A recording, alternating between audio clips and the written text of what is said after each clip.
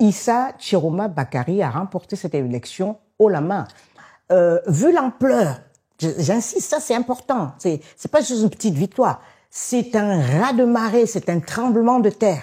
Et les partenaires internationaux le voient aussi. La détermination est totale et on ne sait pas, à partir de là, si on leur vole une victoire aussi éclatante, ce qui va se passer. Le premier, c'est que le long délai qui est organisé entre le vote des citoyens et la proclamation des résultats ne bénéficie pas seulement à ceux qui veulent orchestrer la fraude. Il nous aide aussi, il nous a en tout cas, m'a beaucoup aidé à collecter des informations, faire mon métier de journaliste sur le terrain.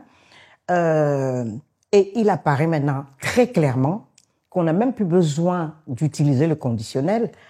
Et par moments, c'est carrément ce que les Anglais appellent landslide. C'est vraiment des raz-de-marée. On peut être surpris, mais c'est les faits. Et je peux dire, j'ai passé mon temps déjà à écouter les scrutateurs et beaucoup de choses qui sont revenues, qui sont remontées du terrain, des gens qui étaient dans les bureaux de vote, etc. On a le temps de se faire une idée et on a une conviction. Et le problème, c'est que il y a plusieurs scénarios maintenant. Soit le pouvoir en place décide de passer outre en disant c'est vrai qu'ils ont été sonnés, ils s'attendaient pas à ça, personne s'y attendait. Moi je dis, je crois que même Chiroma lui-même ne s'y attendait pas. Et soit ils se disent, on va quand même écouter ce que les Camerounais veulent nous dire. Qu'est-ce que signifie l'ampleur de cette mobilisation, l'ampleur de ce vote qui a été exprimé très très clairement, où ils se disent on se referme sur nous-mêmes, on ne veut pas écouter, on veut se cramponner au pouvoir et arrive ce qui arrivera. Et ça c'est très très dommage. Et on voit, parce que ce aussi que j'observe, c'est on a une longue expérience des élections au Cameroun. On compare beaucoup à l'élection de 92. Celle de 2018, la dernière, où il y a eu aussi beaucoup de contestations, ne ressemble pas du tout à celle-là, à celle de cette fois-ci.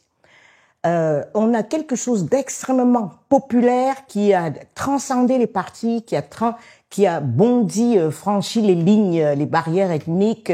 Il y a ça c'est juste de l'observation et je crois que quand on est un responsable politique, responsable de la nation, il est très important de voir qu'est-ce qui est bon à la fois pour eux-mêmes et pour le pays. Et là, dans ce cas précis, je crois qu'il est clair qu'une transition en douceur avec quelqu'un comme Chiroma est je dirais, c'est une chance pour notre pays et c'est une chance aussi pour le pouvoir.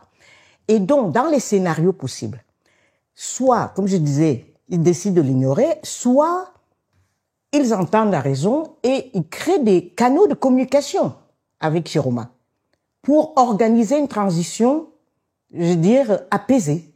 Et ça, c'est l'une des choses qu'on pourrait attendre de responsables qui ont à cœur peut-être l'avenir d'une nation. Vu l'ampleur de la victoire de Chiroma, c'est-à-dire la victoire du peuple, l'expression populaire. C'est de ça qu'il s'agit. Et qui a été constaté, et ça m'a frappé, dans les cercles diplomatiques, dans les organisations internationales au Cameroun, dans tous les milieux. Et même la presse internationale commence à avoir nos discours.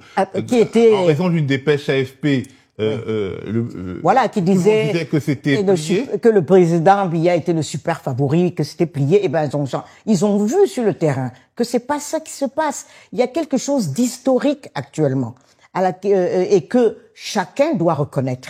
Et donc je me dis que parmi eux, et ça aussi c'est très important, c'est que la base du pouvoir s'est tellement réduite au fil des années. C'est-à-dire que ceux qui sont contents de ce pouvoir, qui en profitent et qui en bénéficient, qui sont prêts à le défendre bec et ongles, ils sont de plus en plus limités, ils sont moins nombreux qu'avant.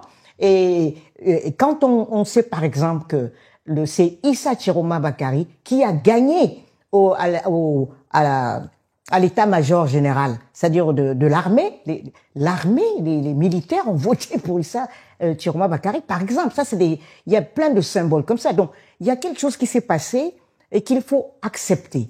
Je dis il faut, et je ne parle pas de morale ou de ça, tout simplement de bon sens et de pragmatisme. Et je crois que c'est... Alors, vous parlez également, Marie-Roger, de légitimité. Est-ce qu'aujourd'hui, si le président Biya, si le Conseil constitutionnel proclame une victoire de Paul Biya, est-ce que il pourra avoir des réserves de légitimité à l'intérieur du pays et des ressources à l'international?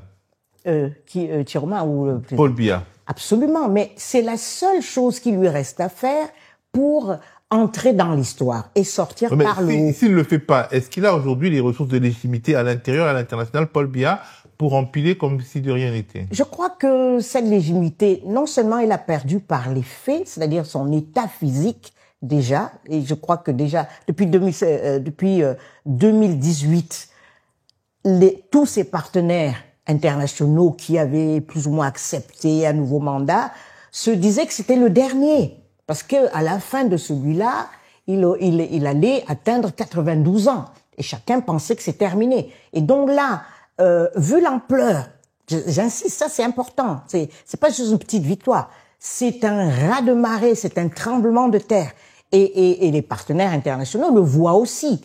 Il ne faut pas toujours se mettre du mauvais côté de l'histoire ou en porte-à-faux, c'est pas leur intérêt non plus. Donc, je crois que l'affaire, c'est aux Camerounais qui revient de régler ça en adulte. Et je prends souvent l'exemple de la Côte d'Ivoire où après un long règne, on a atterri, et une succession mal négociée, mal organisée, on a abouti à une guerre civile. Eh ben, c'est l'occasion pour le Cameroun de faire mieux que la Côte d'Ivoire et de réussir cette transition. Et vraiment, tout est là pour le faire. On n'a pas à faire un révolutionnaire. C'est pour dire qu'il y a moyen de négocier avec lui. Et c'est ce qu'il faut faire maintenant. Le reste, c'est prendre la responsabilité de tous les embrasements possibles qui sont peut-être pas là immédiats, comme ça. On ne sait pas comment ça va se manifester, mais on sent la détermination des Camerounais. Ça aussi, ça m'a frappé dans toutes les enquêtes que je faisais pour sentir la détermination est totale et on ne sait pas, à partir de là, si on leur vole une victoire aussi éclatante, ce qui va se passer.